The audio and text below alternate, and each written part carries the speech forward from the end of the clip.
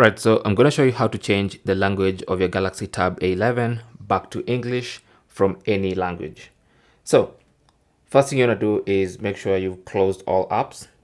So if you just swipe and tap on that button, that's going to close all apps. And then you want to go to settings. So you should be able to recognize the settings icon. Now, once you open the settings icon, if you scroll down, you're looking for the general management icon, and it's this one right here. So tap on that. That's going to be general management.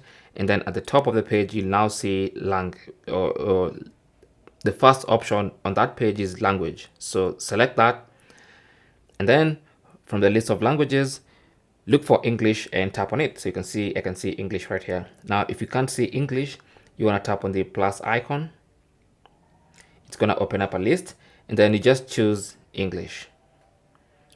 And then you can choose English and retain the default, or you can just change it to English immediately. So I'm going to change it to that English from United Kingdom, and then tap on the blue button, which will apply English as your default language. So that's basically how to change the language back to English from any other language on your Galaxy Tab A11. Thanks for watching, and good luck.